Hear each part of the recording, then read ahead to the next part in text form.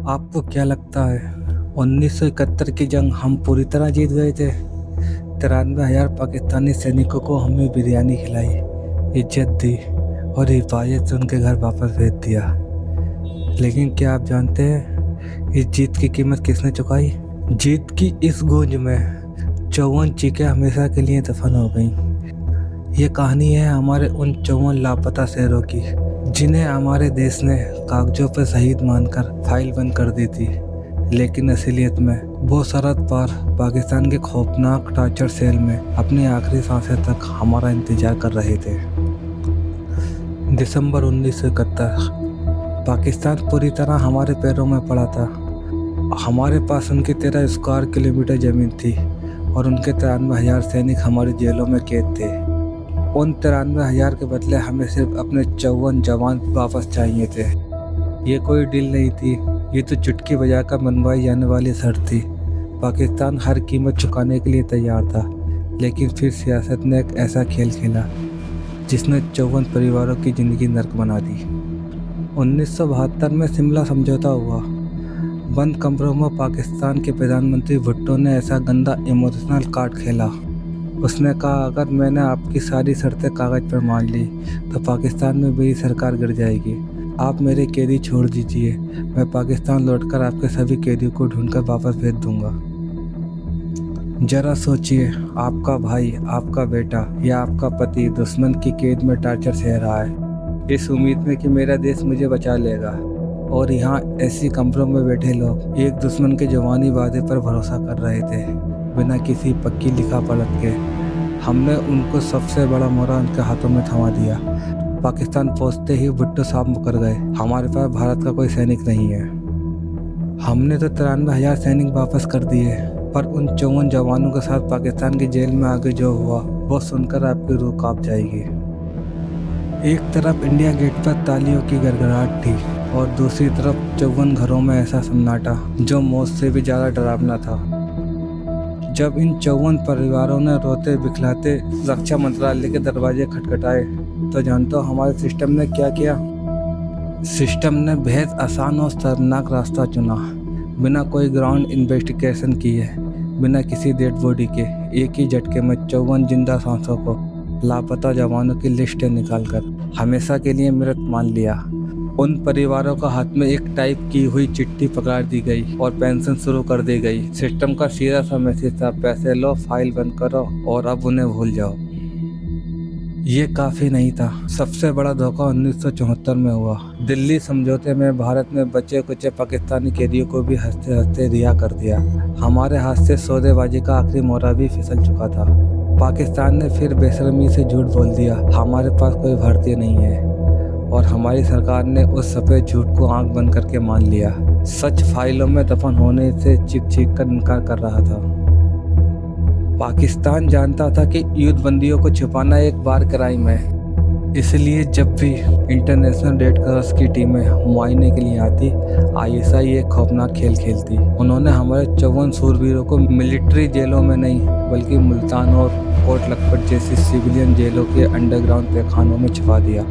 उन्हें चोरों और कातिलों के बीच रखा गया। रेड क्रॉस से छुपने के लिए उन्हें फर्जी मुस्लिम नाम दिए गए। चेकिंग के वक्त रातों रात उनकी काल कोठरियों के नंबर बदल दिए जाते। लेकिन आप सच को कितनी गहरी कब्रों में दफन कर सकते हैं? 27 दिसंबर 1971, इंटरनेशनल टाइम मैगजीन ने सलाखों के पीछे खड़े एक एक घोष की तस्वीर पूरी दुनिया के सामने छाप दी। जरा इनकी आंखें देखिए। ये आंखें सीधे कैमरे में देख रही थी, जैसे अपने देश से भीख मांग रही हो कि मुझे यहाँ से निकाल लो। पूरी दुनिया ने वो चीख सुनी, सिवाय हमारी अंधी व्यवस्था के। अगर आपको लगता है कि ये सिर्फ अफवाहें थी, तो सबसे खौफनाक गवाही खुद उस इंसान ने दी जिसने ये खेल शुरू किया था। पाकिस्तान के पूर्व प्रधानमंत्री जुल्फिकार अली भुट्टो। 1979 में जब भुट्टो को फांसी की सज़ा मिली तो ब्रिटिश पत्रकार विक्टोरिया सोफिट ने अपनी किताब में दर्ज किया है कि भुट्टो कोट लखपत जेल में रात भर सो नहीं पाते थे। क्यों? क्योंकि उनके ठीक बगल वाली काल कोठरी से 1971 के उन भारतीय जवानों की भयानक चीखें आती थी। 2 सालों के टार्चर से अपनी दिमागी संतुलन खो चुके थे।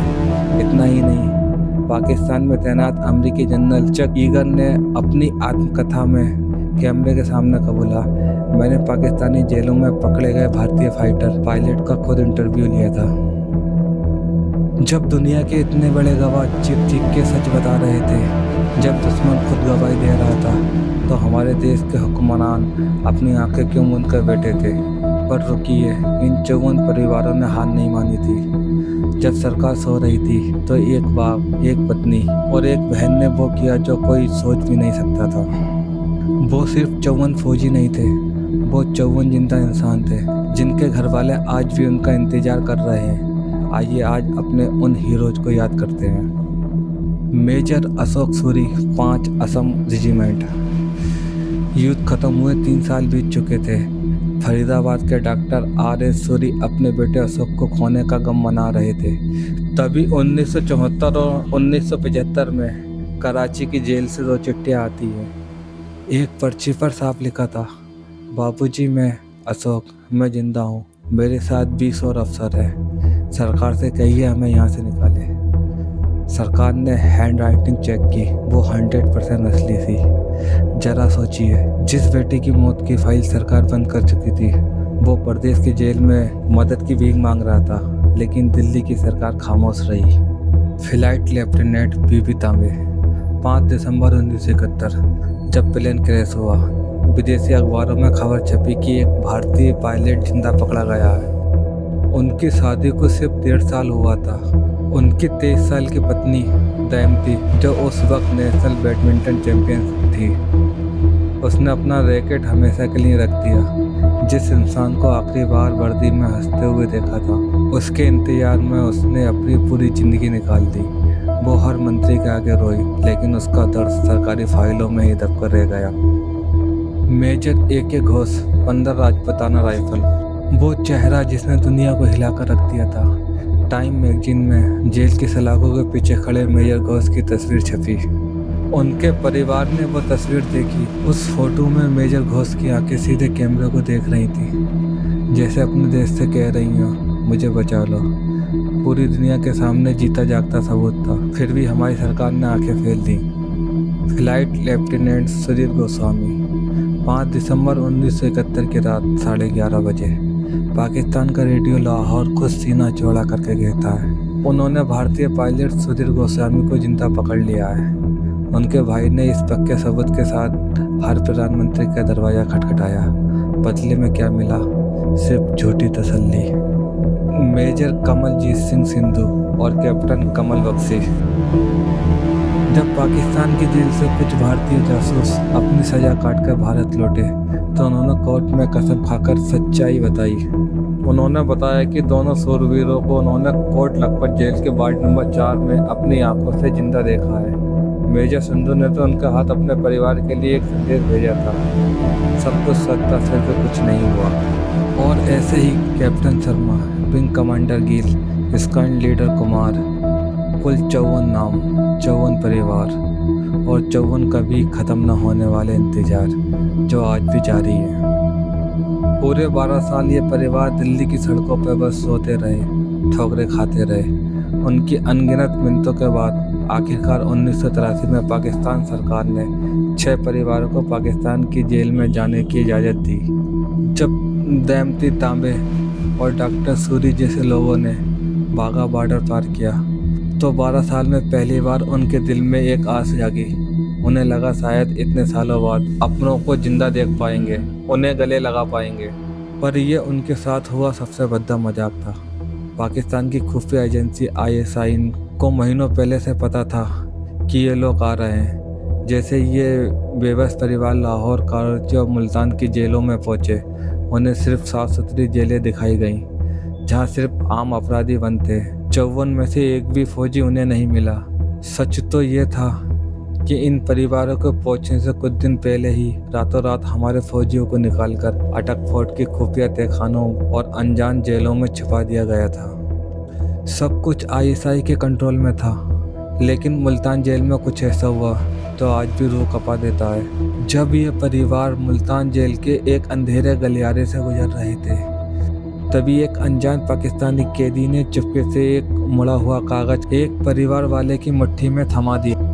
जब उस कागज को खोला गया तो उस पर उर्दू में लिखा था, हाँ हमारे कुछ भारतीय भाई यहाँ ज़मीन के नीचे बने तहखानों में बंधे।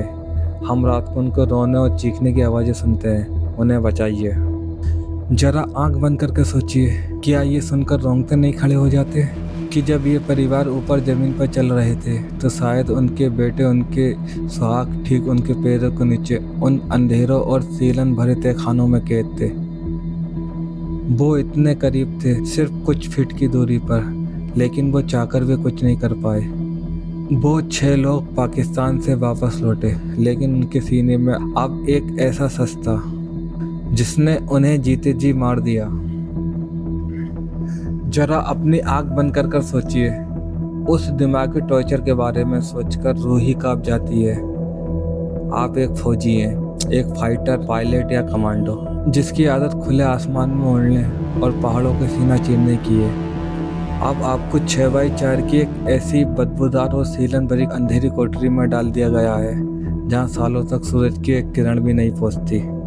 बाहर दिन है या रात, इसका पता सिर्फ पहरेदारों के जूतों की आहट या दूर से आती अजान से लगता है। मारपीट, कोड़े खाना या भूखे रहना, इसे तो वह हंसते हुए सह लेता है, इससे वो नहीं टूटता। लेकिन असली खेल था उनके दिमाग से खेलना। जरा सोचिए, जब पाकिस्तानी अफसर उनकी कोठरी के बाहर आकर हंसते हुए कहते होंगे, तुम्हारी फौज तो जीत गई लेकिन तुम्हें यहीं सड़ने के लिए छोड़ गई, तुम्हारे देश ने तुम्हें भुला दिया, तुम्हारी बीवी ने अब किसी और से शादी कर ली होगी। यकीन मानिए, ये ताने दुश्मन की गोली से भी ज्यादा गहरे घाव देते हैं। अकेलेपन का वो भयानक पल, पागलपन से बचने के लिए वो पक्का बेजान दीवारों से बातें करते होंगे, अपनी ही आवाज़ को सुनने के लिए खुद बड़बड़ाते होंगे ताकि उन्हें याद रहे कि अभी वो जिंदा है। रात के अंधेरे में वो अपनी पत्नी, अपने बूढ़े माँ बाप और उन बच्चों का चेहरा याद करने की कोशिश करते होंगे जिन्हें वो सालों पहले पीछे छोड़ आए थे। लेकिन सबसे डरावना सच क्या है जानते हैं? वक्त बीतने के साथ साथ हमारा दिमाग अपनों के चेहरे भूलने लगता है। एक ऐसा भी वक्त आया होगा जब उन्हें अपने ही घर वालों की शक्लें याद आना बंद हो गई होंगी। सोचिए उस वक्त उन पर क्या गुजरी होगी। शुरू के कुछ दिनों में जब भी जेल के गलियारे में किसी के चलने की आवाज़ आती होगी तो उन जवानों का दिल जोर से धड़कता होगा। शायद मेरे देश से कोई मुझे लेना आया है, शायद मेरी सरकार ने मुझे ढूंढ लिया, आज मैं घर जाऊंगा। लेकिन फिर दिन महीनों में बदले, महीने सालों में और साल दशकों में बदल गए। मजबूर शरीर वाले बहादुर जवान बिना सूरज की रोशनी और बिना सही खाने के सिर्फ हड्डियों का ढांचा बन गए, बाल सफ़ेद हो गए, शरीर में बीमारियां लग गईं और इलाज के नाम पर उन्हें सिर्फ और सिर्फ दर्द मिला। एक ऐसा वक्त आया होगा जब उस अंधेरे में बैठे बैठे दीवारों पर लकीरें खींचकर दिन गिनते गिनते उनकी उंगलियां घिस गई होंगी, जब उन्हें एक दर्द सच में समझ आया होगा, मेरा देश अब मुझे भूल चुका है। दिल्ली के उन ठंडे ऐसे कमरों में मेरे नाम की फाइलें हमेशा के लिए बंद हो गई हैं। अब कोई मुझे लेने नहीं आएगा। उन्हें दुश्मन की गोलियों ने नहीं मारा, उन्हें मारा उस लंबे कभी खत्म न होने वाले इंतजार ने, इस कड़वे सच ने कि उनका अपना ही देश, उनका अपना ही सिस्टम उन्हें वापस लेने में हार गया। आज 50 साल से ज़्यादा का वक्त बीत चुका है। कड़वा सच ये है दोस्तों कि अब उन 54 जवानों में शायद कोई इस दुनिया में बचा हो। जरा सोचिए, वो ऐसी अनजान जगह पर हैं, इतने खौफनाक अकेलेपन में दुनिया से चले गए जहाँ आखिरी वक्त उनकी अर्थी पर तिरंगा डालने वाला भी कोई अपना नहीं था। उनके घर वालों को तो रोने के लिए अपने सुहाग, अपने बेटे की कोई आखिरी निशानी उनकी रात तक नसीब नहीं हुई। हम 15 अगस्त और 26 जनवरी को झंडा फहराते हैं, अपनी फौज की बहादुरी को सलाम करते हैं, यह हमारा फर्ज भी है। लेकिन आज अगर आपके सीने में थोड़ी सी भी तकलीफ महसूस हो रही है तो उन 54 लापता हीरोज को एक बार याद कीजिए। अगर इस कहानी ने आपको अंदर तक झकझोरा है तो आज कमेंट सेक्शन में जय हिंद जरूर लिखिए। लेकिन आज आपका ये जय हिंद सिर्फ और सिर्फ उन 54 शूरवीरों का नाम होना चाहिए जो कभी लौट कर घर नहीं आए। इस वीडियो को हर हिंदुस्तानी तक पहुंचाइए ताकि आज की नई पीढ़ी को पता चले कि जिस खुली हवा में हम आज आज़ादी से सांस ले रहे हैं उसके लिए कितनी भारी कीमत चुकाई गई है। हम उन्हें वापस तो नहीं ला सकते, लेकिन क्या हम उन्हें याद रखने का इतना सा फर्ज भी नहीं निभा सकते? जय हिंद। मिलते हैं अगले वीडियो में। जब तक के लिए धन्यवाद।